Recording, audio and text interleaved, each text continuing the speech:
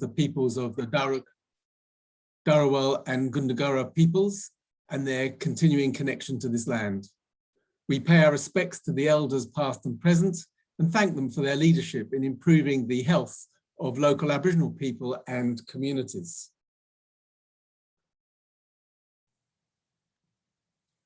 So I'm David Simmons. I'm Professor of Medicine at Western Sydney University and the Director of the Diabetes Services at Campbelltown Hospital and the Area Diabetes Advisor. And today is about diabetes. And we have three presentations, starting off with myself on an international perspective, and then Reetu Zarora, who's a PhD student at Western Sydney University, and Dr. Chee Khoo, who's a GP in Ingleburn and chairs the District Diabetes Education Committee. So just starting off with myself, welcome me. On an international perspective, I have no relevant disclosures. And I know that we're in the middle of the COVID-19 epidemic and we don't know where it's going. And it's been a terrible thing and has killed 5.1 million people at least globally. And there's been 253 million cases to the 14th of November. However, many of those who've been affected and disproportionately affected are those with diabetes. And indeed, there is a bigger pandemic that has been going on for many years. And this is diabetes, the largest pandemic that the world has seen. 3.7 million at least are dying each year. And there are at least 470 million with diabetes currently. In addition, diabetes is an increasing cause of disability. While the numbers with disability are increasing with diabetes, those due to heart disease and anxiety and depression and dementia anxiety are going down. And yet we know that these are needless, many of these cases of damage. With good glucose control, we know that we can reduce many of those micro and macrovascular complications. A 1% reduction in H1C reduces those complications by up to 43% with just a 1% reduction in H1C. And a 10 millimeter reduction in systolic blood pressure in those with type 2 diabetes reduces all-cause mortality, macrovascular and microvascular disease by up to 27%.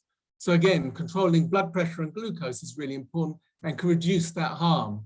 And unfortunately, we in southwestern Sydney, we are a diabetes hotspot, and this is older data, but you can see at the very end the number of potentially preventable hospitalizations from diabetes in New South Wales. And in southwest Sydney, the numbers have been increasing and exceed those in New South Wales, particularly in Campbelltown and Bankstown. And the New South Wales Health in 2020, in their Case for Change work, has found that if business as usual continues, $3.3 billion of admitted resources are projected to be used in South Sydney over a 10-year period because of diabetes. So why is this happening? And it obviously needs the investment that's required at the front line. It's a complex chronic condition.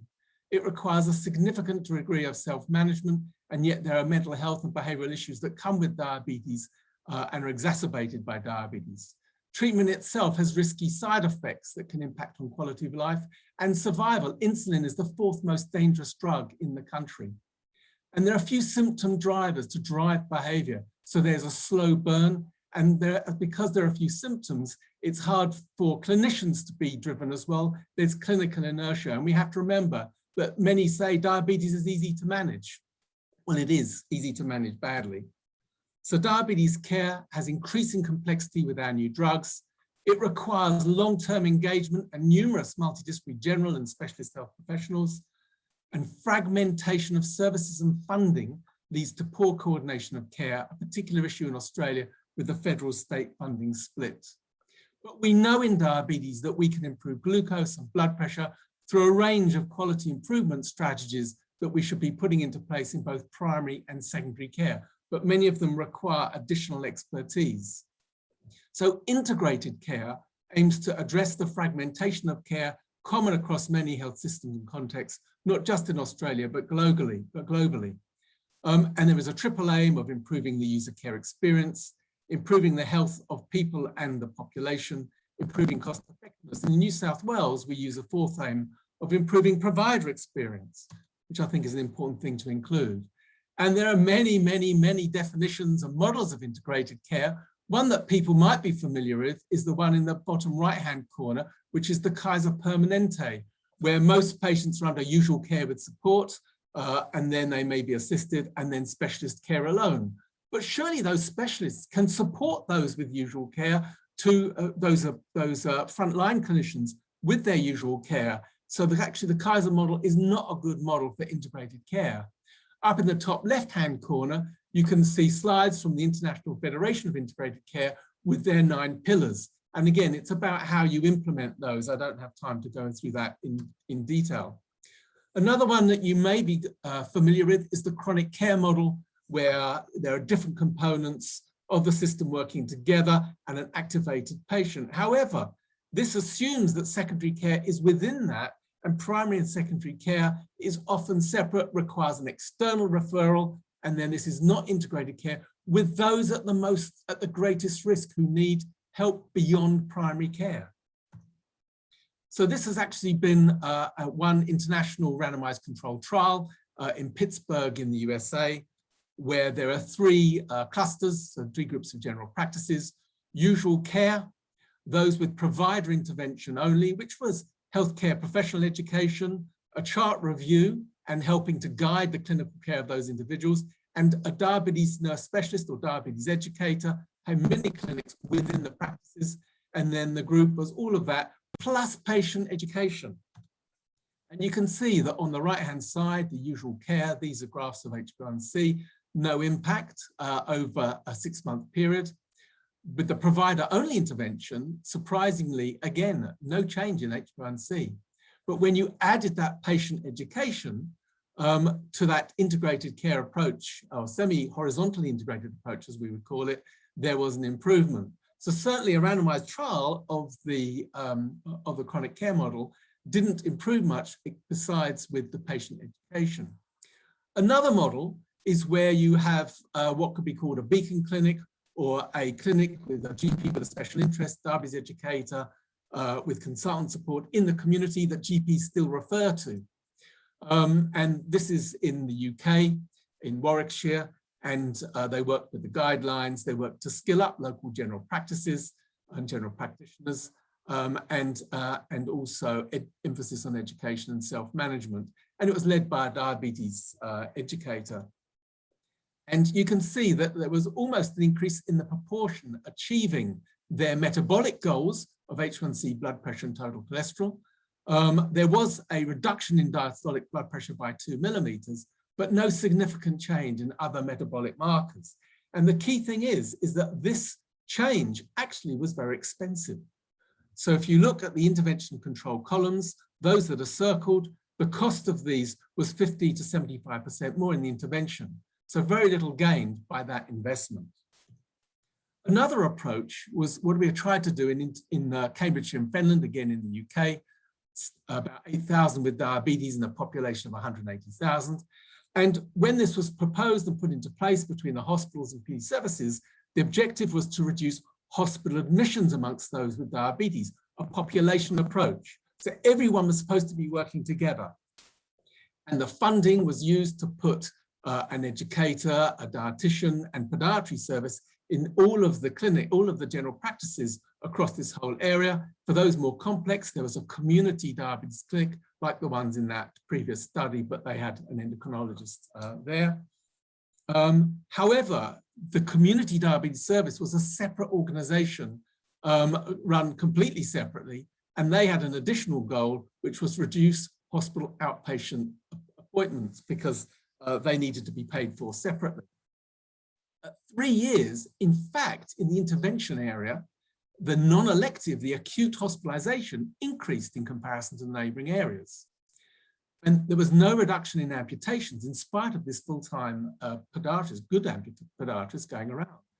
And an interview with one of the hospital podiatrists perhaps revealed what was going on. They said it's made easier sometimes to discharge people from that outpatient clinic, but it's tended to add an extra layer into the referral pathway. So instead of people coming straight to us, often they've been referred to the community podiatrist, and then she had to refer us to us instead of coming straight to us. So there was delays and perhaps more harm. And the comments were, this piggy in the middle service of a community service between the specialist services in the hospital and the GPs with their expertise became a barrier, not a bridge. And we've done something called social network analysis amongst the primary care staff and saying, well, look, you know, what happened here? And in the green, you can see, according to the x-axis, that there was increasing confidence in managing diabetes by those GPs, so this is really good. You can see on the y-axis the degree of integration, and in the orange, you can see that there was greater integration with the community team, but the hospital team with the more complex patients, actually the integration went down. So this approach of a piggy in the middle type service actually decreased integration with the hospital by the GPs. And that had a negative effect on the patients from those quantitative assessments. So another model is this one in Hong Kong, where the GP sees the person with diabetes every 3 to 4 months, but every 1 to 2 years goes over to the hospital. They've got to travel to the hospital. They get a very thorough assessment and a protocol-driven plan, which gets sent back to the GP for implementation over the next 1 to 2 years. But that plan is also given to the patient, who goes through a patient empowerment class, and then the GP and the patient work together over the next bit, unless there's a need to see a neurologist. And you can see on the left that actually there was a substantial increase in the proportion of patients achieving their metabolic goals. So it went from 30% to 60%. And on the right, you can see the proportions that had hit a primary endpoint of one of the diabetes complications.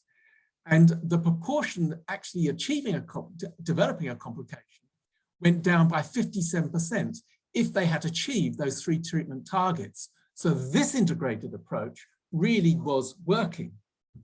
And in fact, over 8 years, they found that this approach, those who had been involved in that structured approach in a randomized trial, were less likely to die, less likely to have cardiovascular disease, and less likely to have end-stage kidney failure. But of course, we don't really want all these people coming into the hospital for their annual reviews. So we've reviewed, as a systematic review, a meta-analysis, diabetes specialists working in the primary and community care settings, perhaps trying to address and trying to prevent people needing to have to come to the hospital for those annual reviews, setting those plans up. And we ended up with 4 randomized trials and 10 pre-post studies. And here are the randomized trials. There are only 4, 2 UK, 2 Australian, which were of sufficient quality. And H1C did go down, but only by 0.1%. Blood pressure was down, but non-significantly 1 millimeters. Of those 10 pre-post studies, many of them, interestingly, quite recently in Australia, but also UK, Austria, and the US. And what you can see that in the pre-post studies, there was a 0.8% reduction in H1C and 3 to 5.5 millimeter reduction in systolic and diastolic blood pressure.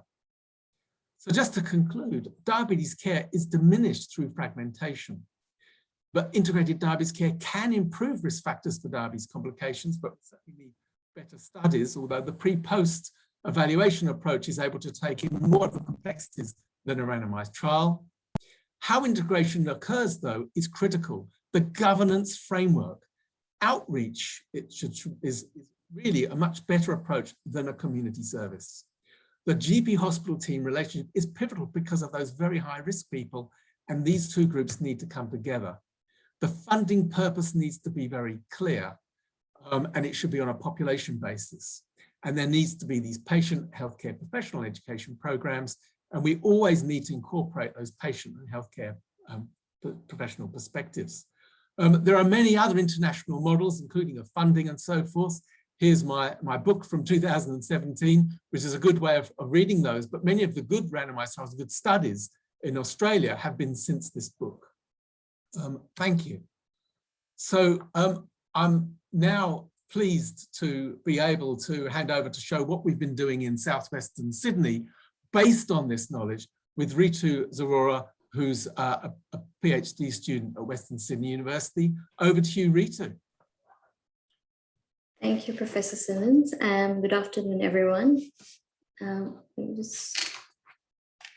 able to see my screen? Yes, we can see your screen, Reetu, but not you. Oh, okay, sorry, I'm trying to turn.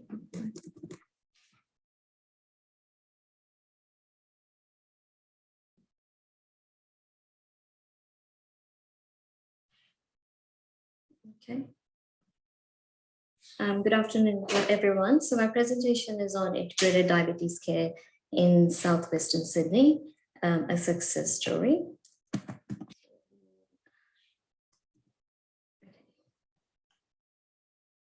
So diabetes in Southwestern Sydney. Diabetes is one of the most significant health problems in Southwestern Sydney. 6.9% of the population living in Southwestern Sydney are known to have diabetes. 16.9% of all women are known to have pre-existing diabetes or gestational diabetes during their pregnancy. By 2025, there will be up to 122,000 people in Southwestern Sydney living with diabetes, and by 2031, up to 151,000. And people with diabetes stay in hospital an average of 2.62 days longer than people without diabetes. 23% of inpatients are identified as having a diagnosis of diabetes. Diabetic nephropathy is identified as the primary cause for requiring dialysis in 33% of cases. Lower limb amputations for people with diabetes occur at an average rate of 169 per year.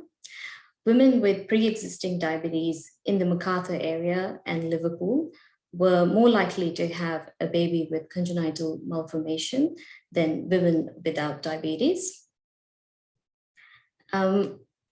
The new interventions to improve diabetes outcomes in Southwestern Sydney. So to deal with these, local diabetes clinicians and researchers have introduced a range of strategies to reduce the impact of diabetes. I cannot go through all of these today, so I will talk about the evaluation of voluntary diabetes program, clinical intervention, and the diabetes case conferencing. So voluntary diabetes program. Voluntary diabetes program aimed to support existing primary care and provide integrated diabetes care to prevent and manage diabetes. The program started in November 2016. Wollongong is a semi-rural shire in southwestern Sydney with a population of 48,519 as per 2016 census. 2,600 of those have known diabetes. There is low GP patient ratio, 1:2,960. It is an inner regional shire with that has 17 villages, and there are no secondary care center, few allied health providers, no local endocrinologists in the area.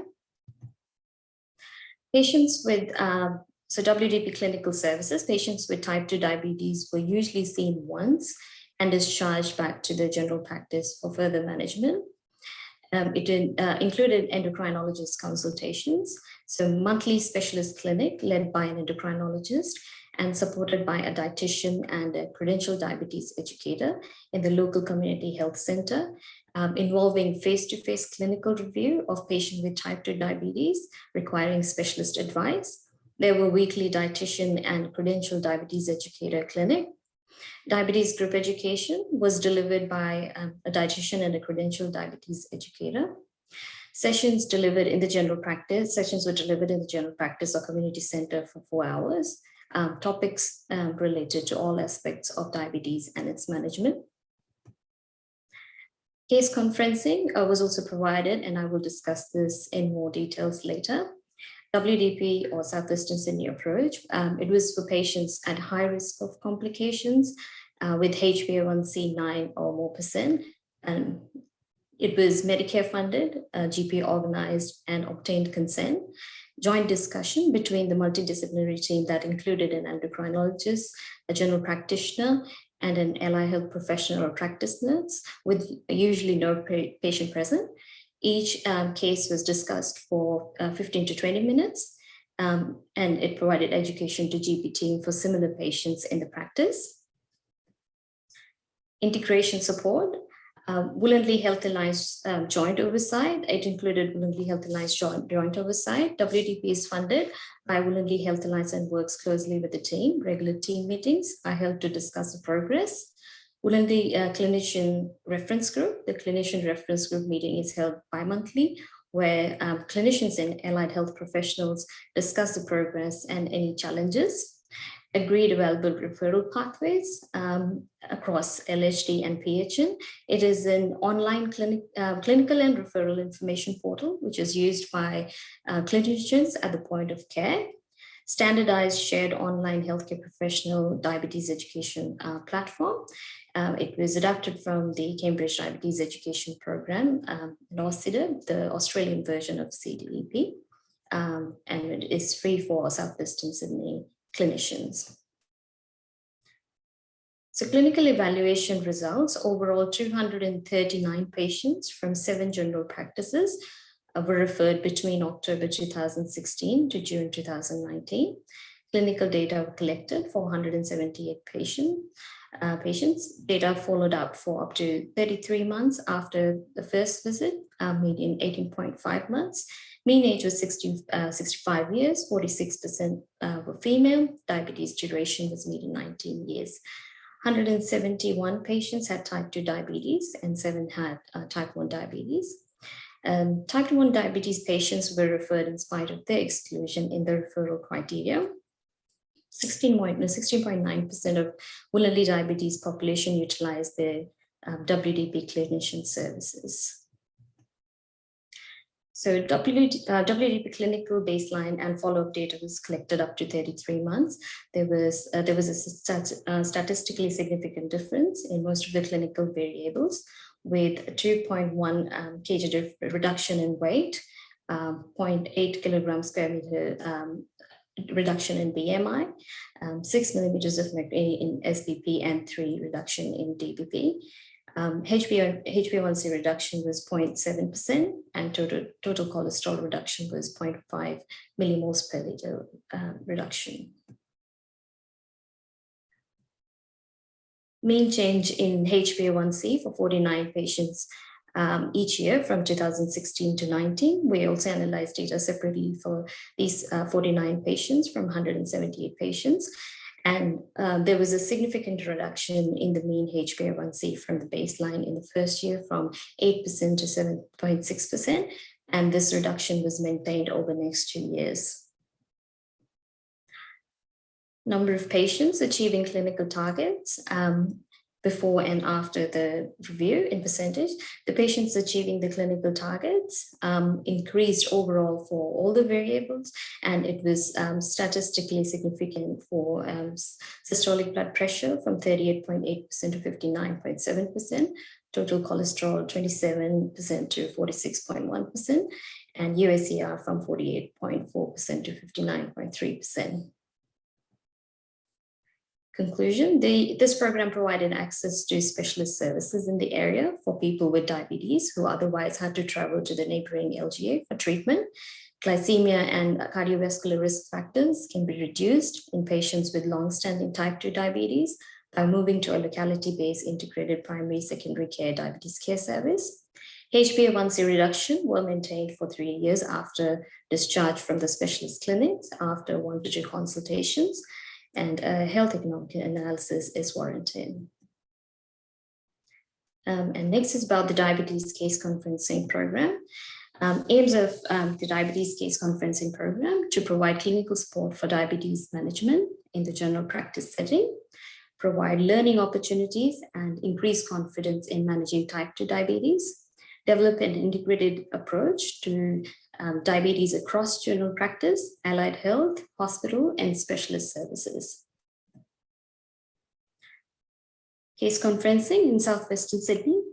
Patient cases discussed were those with HbA1c 9% or above, with significant and frequent hypoglycemia, had recent hospitalization or cardiovascular disease, but even in past 12 months, nephropathy or increased albumin creatinine ratio, blood pressure over 160 by 100 millimeters of mercury, triglycerides over 10 millimoles per liter, women planning or at risk of pregnancy, and any other patients with diabetes that the GP would like to discuss.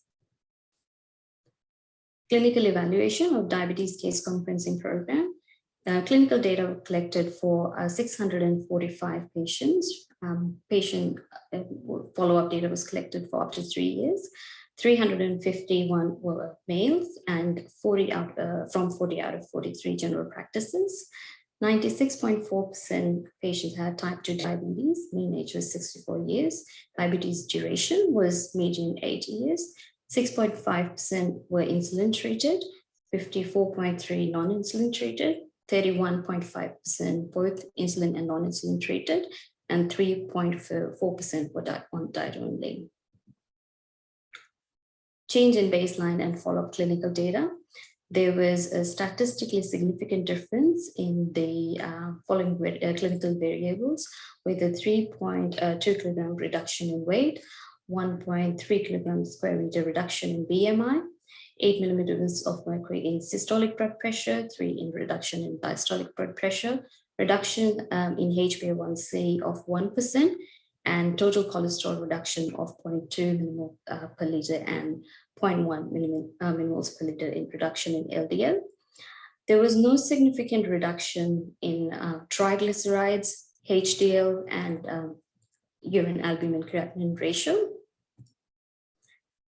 We also analyzed data for 196 patients, and there were significant reduction in the mean HbA1c from baseline the first year from 8.9% to 7.9%. And this reduction was maintained over the next 2 years. Main change in HbA1c before and after the consultation in males and females and different age groups. Ages were grouped into 4 groups using percentile with approximately equal number of patients in each group, and HbA was then compared within these groups. There was a significant improvement in HbA1c in all the 4 age groups. In the age group less than 55 years, there was a reduction of 1.1%. 55 to 64 years, 1.2%. 65 to 74 years, 1.1%. And over the age of 75 years, 0.6% reduction. In both males and females, there was a reduction of 0.9% and 1% respectively. Mean change in HbA1c before and after consultation in HbA1c quartile groups. HbA1c dropped significantly in the 3 highest quartiles, no difference in the bottom quartile of less than 7.5% was noted. Benefits of diabetes case conferencing. Diabetes specialist service without extra costs to the patients. Reduces waiting time for patients to access specialist care. Access to billing for MBS chronic disease items for case conferencing. GP management plans. Team care arrangements and items of diabetes cycle of care as eligible, and the clinical results. Conclusion, glycemic control, blood pressure, weight, BMI, and cholesterol of patients with type 2 diabetes referred by general practice care can be improved with the support of an outreach diabetes specialist team. Long-term glycemic improvement can predict reductions in complication. The United Kingdom prospective diabetes study showed a relationship between the risk of cardiovascular complications and glycemia.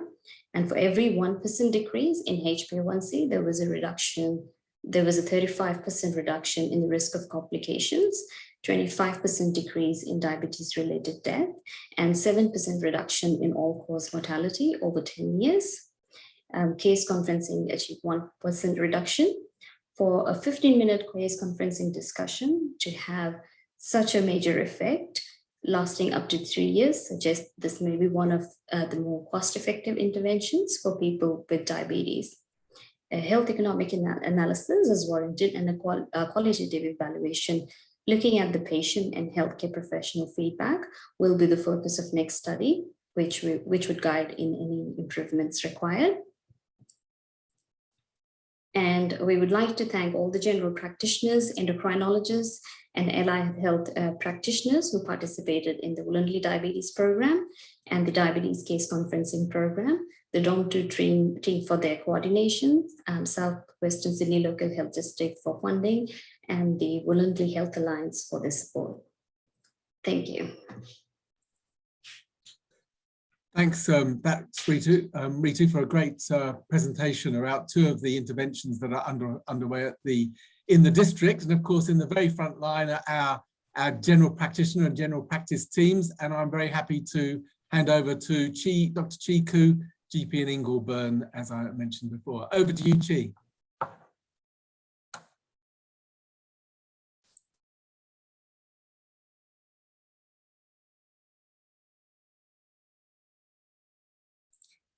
And you're muted. You're on mute at the moment, Chee.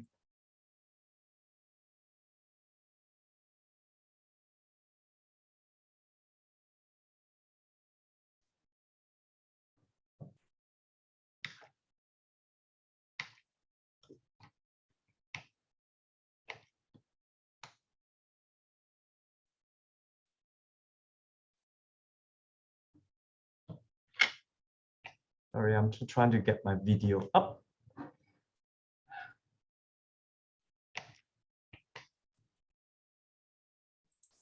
It was okay just now, Chee. Just need to put it on presentation. We can see the slides. Just you need to put it on to yeah, exactly. Okay. For you and the presentation. Thanks. All right. Good afternoon, everybody.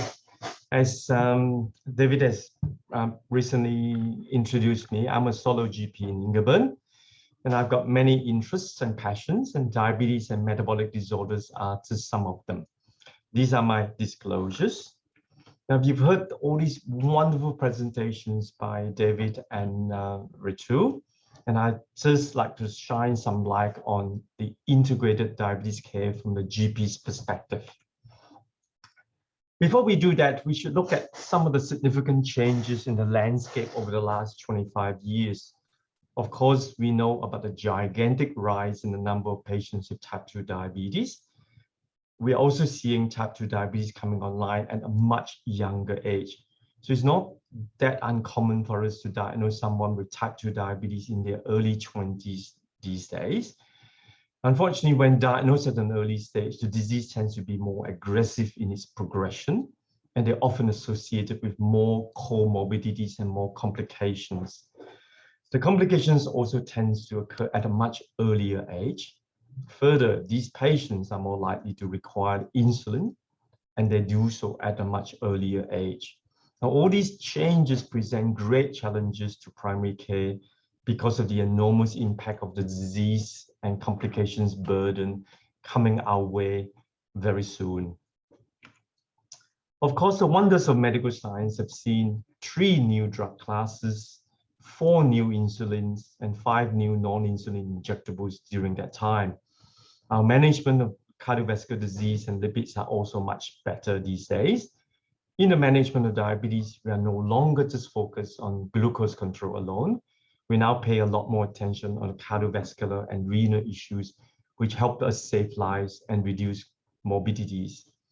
Over the last 5 years, we've seen tremendous paradigm shifts in international Australian management guidelines, and diabetes remission is now pretty much achievable and demonstrated to be achievable in primary care.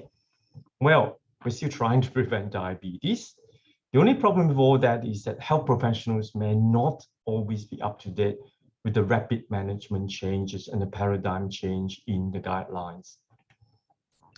Now, although we have all these wonderful drugs and aggressive cardiovascular management, we are still stuck with very sad statistics. There is a danger that we may learn to accept these numbers as just part of the disease, of the diabetes disease. So why do we have all these sad statistics?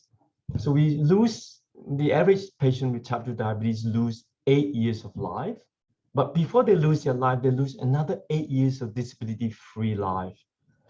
They are 6 times higher risk of infection that require hospitalizations, and 1 in 3 people in hospital have something to do with diabetes. In Southwest Sydney, we got evidence to show that only 4 out of 10, so 6 out of 10 patients with type 2 diabetes have suboptimal control, which means most of our patients are not in good control. So why? Although we have all these, terrible disease, terrible statistics, is it the disease? Do we throw more money into more drugs, better treatment? Or is it to do with a system that may not be conducive to holistic care? Now, I all get excited when all these new terms come out, multidisciplinary care. This is a traditional concept of multidisciplinary care, patient being looked after by many professionals, each supposedly talk to each other and each supposedly work in their area of expertise. And unfortunately, despite each of them being an expert in their own field, the reality is that each of them work in their own silos. There isn't really anyone in charge. You could appoint a nurse or care coordinator to oversee the whole process, but it's not the same because 90% of patients with type 2 diabetes are looked after in primary care. And it makes sense that the GP is the center of that care. But then that's what's happening now, isn't it? I mean, most patients with type 2 diabetes has a GP, don't they? Yes. And most GPs, unfortunately, are not coping with the task of managing these patients. They are lacking the support that's vital to integrative diabetes care. So we've got 424 practices in Southwest Sydney, a little bit more than half are practice nurse. And if you think about the waiting list for diabetes clinic at hospital, at least 6 months and above. And the waiting list for outpatients, dietitians, CDE podiatrists basically is nil. The average cost of seeing private endocrinologists is above the $200 mark. And the number of EPC consults, under Medicare, anything outside podiatry, forget it, you have none left. And the number of local diabetes-related CPD over the last 5 years is fairly limited, unfortunately. So what is integrated diabetes care from my point of view as a GP? What is it? So we've heard from Reetu and heard from Professor Simmons, the self-management support and the delivery system. I'm going to concentrate on the decision support and the clinical information system, which is vital for this to work. So, when we want patients to be managed by the world's best practice according to evidence-based guidelines. In general, it is always said that it takes an average of 16 years for published guidelines to reach the health professional. So we need a constantly evolving professional education, but sort of a living guidelines, if you like. We need team education because the whole team needs to be on the same page. And we've got that in voluntarily, that was presented earlier. We need a clinical audit system to inform the practitioner how well they are tracking. And I always thought I was very good in my practice until you do an audit. I wasn't as good as I thought.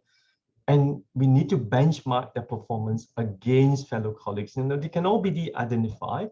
They've done in the UK. I need to see how good I am compared to my colleagues out there.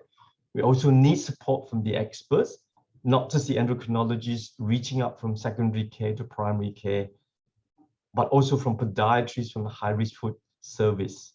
And this is where case conference lends itself to the task. Now, within the practice, we need to utilize technology to facilitate our holistic care. We obviously need to recall and remind the system. Otherwise, we only see those people that turn up, hands up who's not here type syndrome. So we need a clinical audit system, as I mentioned earlier, to see how well we are performing. A database interrogation to screen for those that have abnormal results, so outliers. And also to screen for women, for example, with childbearing potential to prevent the malformations that Professor Simmons described earlier. We need to pull all these data, pull the audits, which lends itself to benchmarking in the local area. We need to recruit local practitioners that colleagues can identify as champions. They need to know that this is all achievable in primary care. So some of that has already been described. What are we doing in Southwest Sydney? Reetu and Professor Simmons have talked about case conferencing. We have set up the Diabetes Quality Network across Southwest Sydney.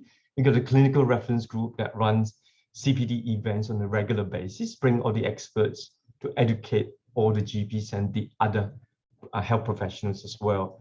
And this is the 5th year they've done the diabetes masterclass, and we got one coming up for the injectables the following weekend.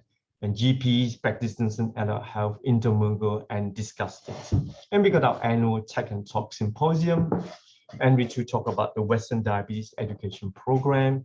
And I contribute to the health pathways in the topic of diabetes. And in my free time, I write the GP Voice newsletter that goes up to the GPs on a fortnightly basis to keep them up to date. And the clinical information system, a lot more to come about data sharing, about the database interrogation I mentioned, about the benchmarking, and Professor David Simmons talked about the DCAP program about avoiding malformations. And this is a snapshot. I think Reetu has gone through the derived Cambridge diabetes education is now fine-tuned for the Australian and is free for all Southwest Sydney clinicians. These are some of the topics there which I won't go into, obviously. Now, why is benchmarking so important? Some of you would still remember the recent COP26, and this is how we fare in the international ranking. And we are really at the bottom. Put us to shame, and I call that the friendly rivalry. So if I can put my data out there, other GPs, other practitioners can try to compete with me. I think it's just friendly rivalry. I think it's important. So in summary, what are the ingredients of a successful integrative diabetes care? It must be based in primary care with support from the experts. This support can be in the form of case conferencing and ongoing professional education for all. We need assistance with database search or interrogation. We need clinical audit and benchmarking. These are vital to get us all excited moving forward. We need champions that primary care can identify with. And we have those champions. We just need to showcase them. Now, this is how I look at integrative care. And we got support on the left side here, link all the professions together, upskilling with regular CPD events, live guidelines. We enhance with more support from the sidelines, and we are part of the research. So if you get a group of doctors together to be champions, part of research, you enhance the whole lot. So this is a summary slide, I guess. It's a bit messy, but it's necessary. Thank you.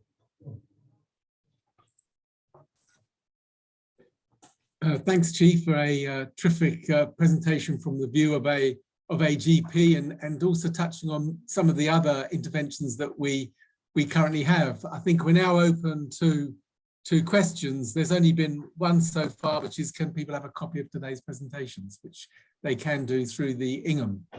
Are there any other questions that people might want to ask?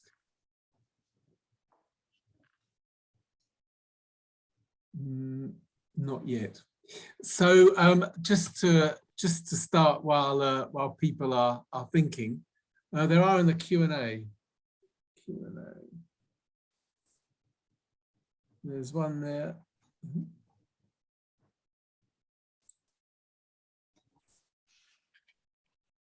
All right. Can you please comment on why diabetes is on the rise over time? So perhaps I'll comment on that. And well, there's a whole range of numbers, one of which is just demographic change. The world's getting older, and the older you are, the more chance you have of having diabetes. That's one thing.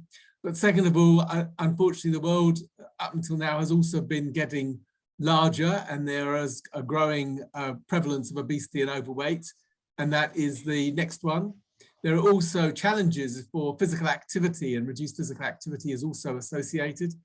One of the other key issues is that increasing numbers of women are having diabetes in pregnancy, gestational diabetes, and also obesity in pregnancy, and that may also be affecting the growing fetus and may increase the chance of the baby developing diabetes. And then Colin says, how do you decide who should actually be seen by the specialist as opposed to only providing case conferencing? I think probably, Chee, do you want to start off with that one, and then I can add? Yeah, I think what we like to see, I guess, all GPs' capacity will be all different, because that's a whole heterogeneous group of GPs out there. And I will probably be different from many other GPs there. I think if we are able to manage them fairly straightforward, And most of the drugs that we use in diabetes care is available for GPs to use, including all the injectables.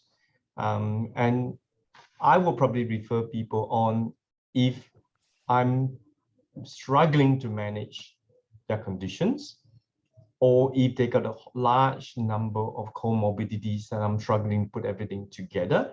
And it's often useful to get a second opinion from my colleagues, or if there's a difficulty with diagnosis.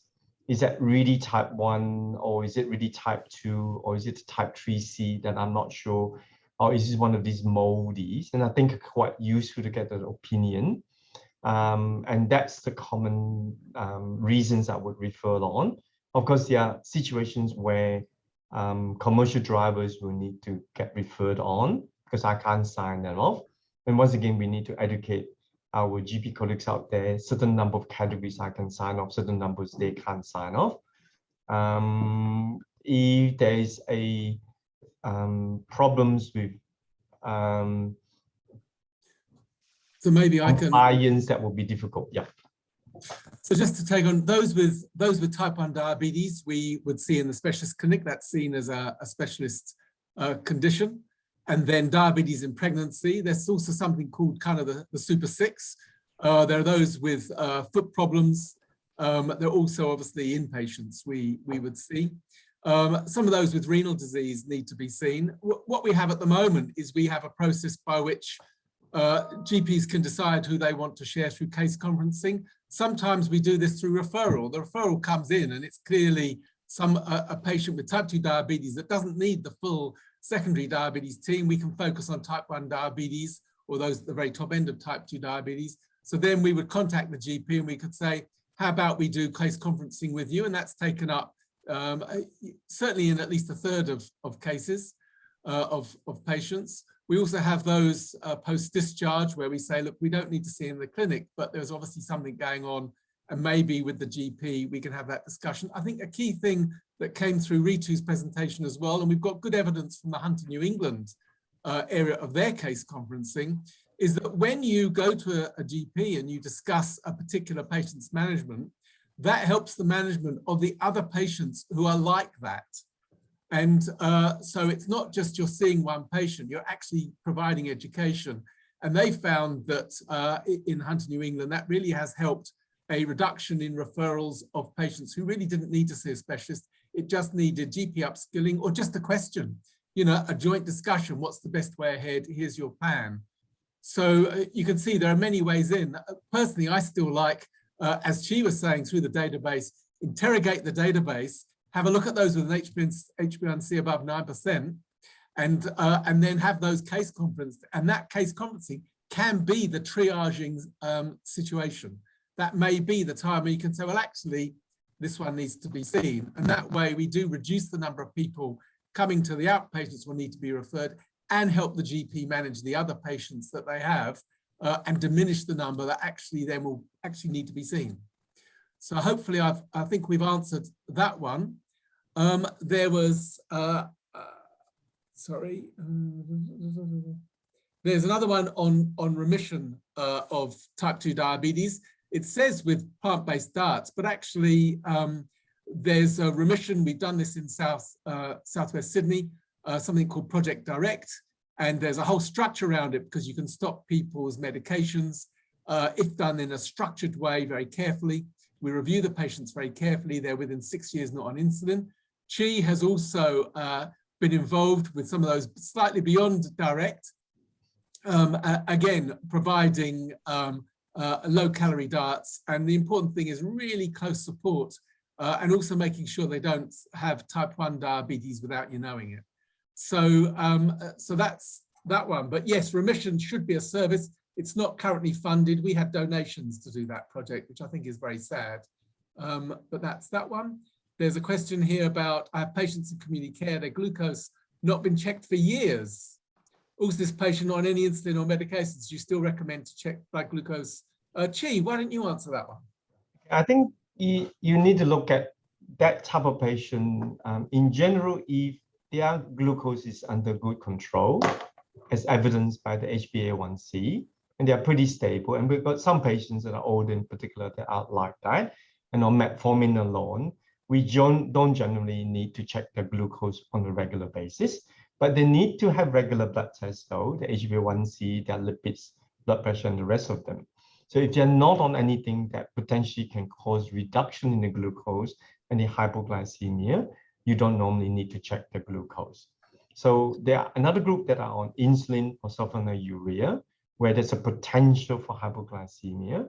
The only problem with hypoglycemia in those situations is that the HbA1c may not be an accurate reading. So I never sign off on anybody license unless I can see their diary from time to time, that I'm comfortable they don't have a hypo.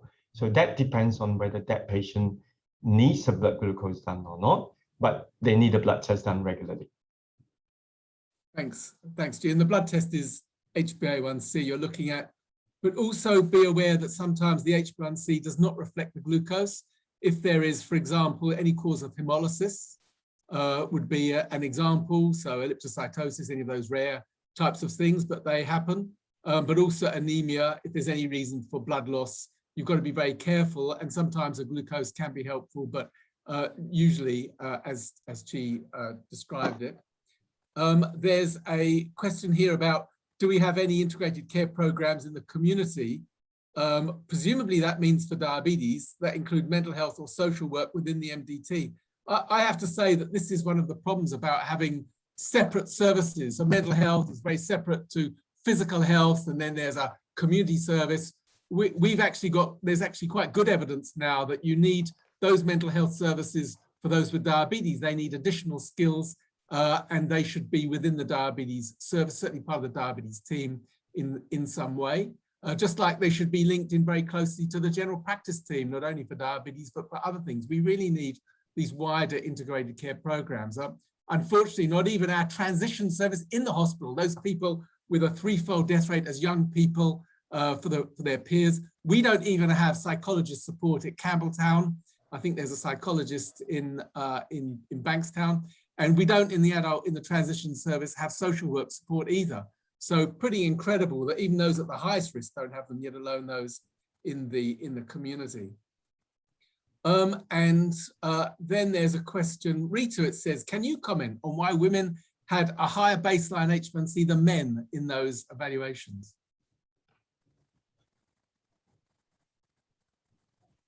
Yes, so generally from the literature that I've read, it's men who are likely to have higher prevalence.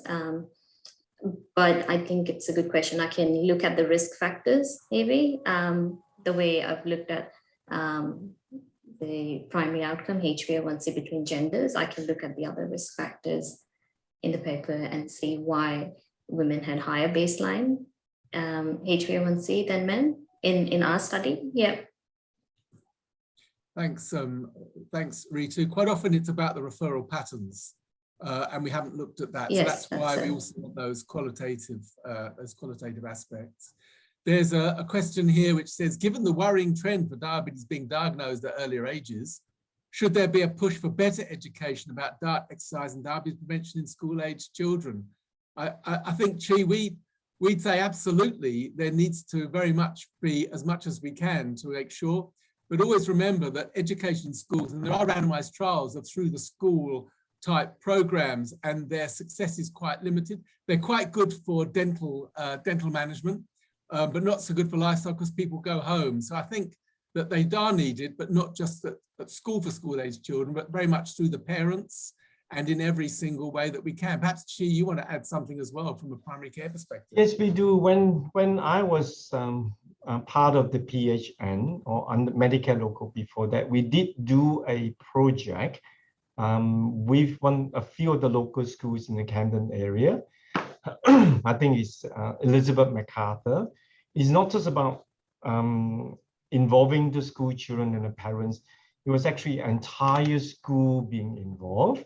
The teachers and the student council and the whole of them. It was a very, very promising project. We got funding from the local RSL club that went on for quite a few years. I remember going out there to give some lectures. It was a total change in terms of canteen food available, takeaways, and they got regular exercises. And there's a whole of school program that weighs the teachers as well as the students. It was very, very successful, but we ran out of funding. Yeah, it's the funding issue again. Yeah. There's a question here, which is interesting, just not to do with integrated care, but to do with metformin and the extended release and some evidence about potential carcinogens in that. And that was the FDA. I've not seen that in Australia, but maybe Chee, have you seen that in Australia as there's a review in terms of the extended release? I don't think so. I would assume that the TGA would have looked into those specific brands and would have been removed. So I haven't heard any more from that. No, me neither. And there's a question here about, sorry, I missed the start of the presentation. Chee mentioned the lack of interprofessional collaboration around managing the care of a diabetes patient with all the health clinicians that are involved. But of course, that's exactly what our case conferencing is about how we get the endocrinologist together with the educator, with the practice nurse, with the GP, and how we get all of that collaboration. Sometimes we have the patient there as well, but often there's more involved that you can discuss without the patient there, but you can also have them there. And sometimes that's helpful as well. We have our clinician reference groups where we discuss things, including we present cases, and Chee's presented at those as of others. So there is a lot of collaboration, and that's what integrated care about. The one-stop shop that we're trying to build at Campbelltown, including retinal screening, having educator, dietitian, then we try to run that. The dietitian often isn't at the same time. We have a foot clinic, which has an educator, endocrinologist, and podiatrist. Again, the dietitians are run within Southwest ADHD, within the allied health stream, so they're slightly separate. We have a great integrated team who do discuss, and we feel it works well. We have audited that in a number of the services, and we know that we do get good management, but we only want those that are the most complex to come to the clinic. So they will always be the most challenging, and we'd rather get to those early on before they need to come to us, certainly if they've got type 2 diabetes, supporting the GPs such as Chee and the GP teams so that people don't get to the more advanced levels is really our best strategy long-term, besides prevention, as you've heard from that other question. Did you want to comment on that, Chee? Yeah, I think we also need to be aware that the breadth of practices in general practice there is all very different. On one hand, as David was saying, we like to support those practices that are keen, doing all the right thing, case conferences and education, but to really concentrate on the whole care of the patient around the GP practice, supporting them to supply that service. But what you do with those practices with GPs are not as interested, and they may have the patients with frequent flyers in hospital. What do you do with those? Now, we like to encourage them to go and join the rest of the ranks, but it's not always easy. So a one-stop shop for those sort of patients may be appropriate for the practices that are probably not as keen as other practices. Isn't that right, David? Absolutely, absolutely. There's variation. We've only got a couple of minutes, so there's another good integrated care question here from someone anonymous. How important would it be to capture all of the biological samples and data that could be collected through this amazing GP network and related linkages to connect patients across different services? And over time, there's our dream, isn't it, Chee? And Reetu, what do you think? We would like to do that. We're trying to incorporate that in those that come to the MacArthur Medical Research Centre. And I think we should be doing that across the whole district personally. And I think, Chee, what do you think? Yeah, that's exactly what we're talking about, benchmarking. When we collate all the data of all the practices together, we got to start small. We don't expect all the 1,000 GPs in the area will do that. But you start with a small number and other people will join the fray. And we saw demonstration of that from the UK database, haven't we, David? Incredibly enthusiastic GPs, and some GPs start doing that, more and more wants to compare. We're all very competitive, but healthily so. I think that's where we are heading.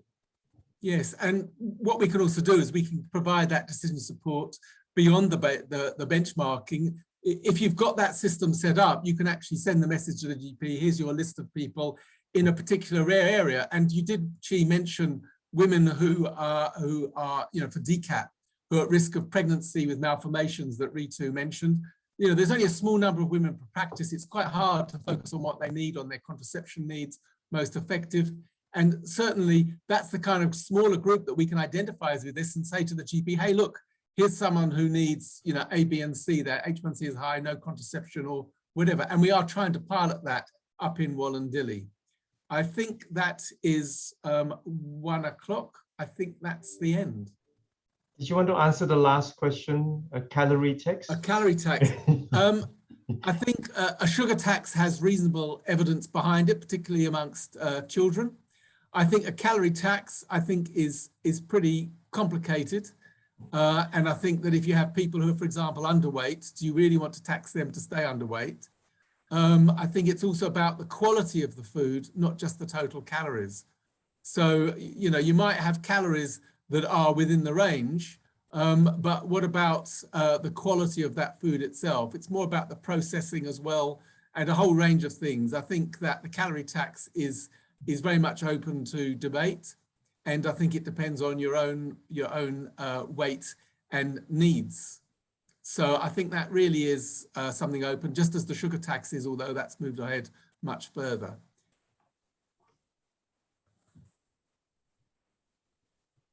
And I think that is the end. Thanks, everyone. Thanks for coming. And I think we do have a QR code for people to provide feedback.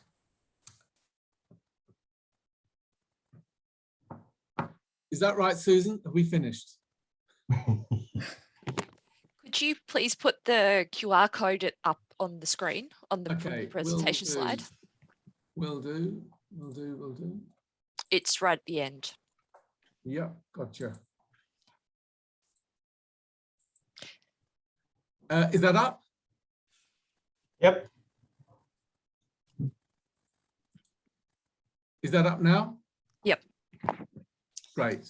So anyone, if you'd like to complete the 2-minute Health Beyond Research Innovation Showcase survey, we would be very grateful. Thank you very much. And thank you very much for participating. And we had a lot of very interesting questions there at the end. Thanks, everybody. Thanks, everyone, for your questions. And goodbye.